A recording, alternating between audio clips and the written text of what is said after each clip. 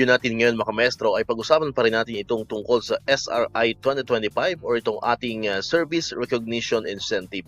Ayan, so good news nga po mga maestro kasi ngayong araw po ay mayroon na pong budget circular na binaba po ang Department of Budget and Management. Ito'y may kaugnayan nga dito sa atin pong matatanggap na SRI 2025. Ibig sabihin po niyan mga maestro, anytime soon ay pwede na po nating matanggap itong ating SRI 2025 dahil mayroon na po yung budget circular. Ayan. So ito po 'yon, no? Ang the budget circular number 2025-3. Ayan. Ito po ay binaba nitong nakaraang December 15, 2025. Nakalagay po dito to heads of departments.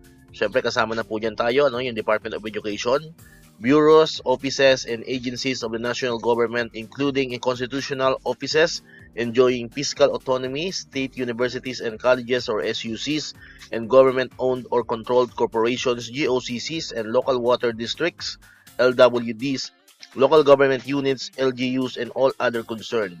Ang subject po niyan, walang iba, kundi ito pong ating guidelines on the grant of the Service Recognition Incentive for Government Employees for Fiscal Year 2025. Ayan, so ito po yung background. Hindi ko na po lahat sinama yung buong budget circular kasi napakahaba po 'yon. Kinuha lang po natin dito yung mga importanteng parts or importanteng bahagi para ma-share po natin sa inyo po mga maestro. So ito po yung background, Administrative Order or AO number 40 dated December 11, 2025 authorizes the grant of one-time Service Recognition Incentive or SRI for fiscal year 2025 at a uniform rate not exceeding 20,000 pesos for each qualified government employees. Ayan, so maalala po ninyo nitong nakaraang December 12, although December 11 po siya napirmahan ni Pangulong Marcos pero lumabas po siya sa official gazette ng atin pong bansa nitong nakaraang December 12. Yun pong AO number 40 na siya pong nag-formalize sa pagtanggap po ng lahat ng mga government employees ng SRI 2025. Ayan.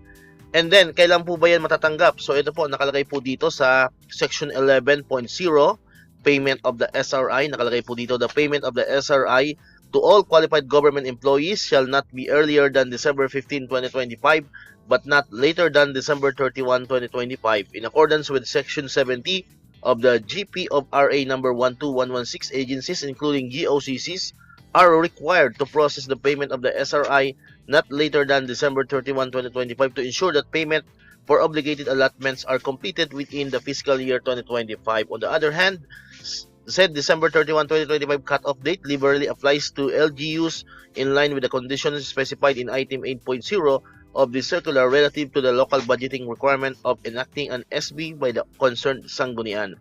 Accordingly, the LGUs are only encouraged to adhere to the December 31, 2025 cut-off date subject to pertinent budgeting, accounting, auditing, and expenditure management related laws, rules, and regulations. So, malinaw po dito mga ka-maestro, no, na kailangan matanggap natin itong SRI 2025 within the fiscal year 2025 na magtatapos of course sa December 31. Ibig sabihin, obligado po ang lahat ng mga government agencies, departments, mga bureaus, lahat po ng makakatanggap ng SRI ay obligado po na ayusin lahat ng mga documents para maibigay po, no? Nakalagay naman po dito obligated allotments. Ayan, are completed within fiscal year 2025. Ibig sabihin, kailangan matanggap po, kailangan walang mauhuli, So kailangan wala na pong aabutin ng 2026.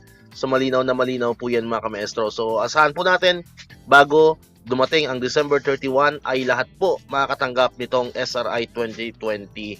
And of course, sabi ko nga sa mga nauna kong video, pabilisan po yan. Kung medyo maayos, medyo mabilis yung processing po ng inyong agencies, may tendency po yan na baka ngayong linggo, mayroon na pong mareleasean nitong SRI 2025. Ayan. Pero yung sabi ko nga, dun sa isa kong video na nakaraan, ang sure po niyan, baka next week, mga ka-maestro, or pag medyo late, baka after ng Christmas. Ayan. So yan po yung expected po natin na releasing talaga nitong ating SRI 2025. Pero sabi ko nga, kung medyo maaga, medyo mabilis, at konti, kasi depende po yan sa laki ng agency.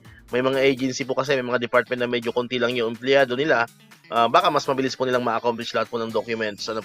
Makukompute kung magkano man yung savings na pwedeng ibigay sa kanilang mga empleyado. Baka within this week, meron na, Pero sabi ko natin, ang pinaka-sure niyan is either next week or after Christmas. Ayan. So, yun. Basta ang mahalaga po ay sigurado na 100% abangan na lang po natin ang releasing po nitong SRI for fiscal year 2025. Alright, so dito ko na tatapusin ng ating video ngayon mga ka-maestro. Kung di ka pa nakakapag-subscribe, click mo na ang subscribe button dyan para ikaw yung unang nakakapanood ng mga videos na na-upload natin. Katulad ito, yung mga updates pa rin tungkol sa SRI 2025 and other benefits ng mga teachers and government employees. And syempre, click mo na rin ang notification bell button para manonotify ka, always update ka pag may mga bago tayong uploaded na video. Muli, maraming salamat sa inyong panonood at pakikinig.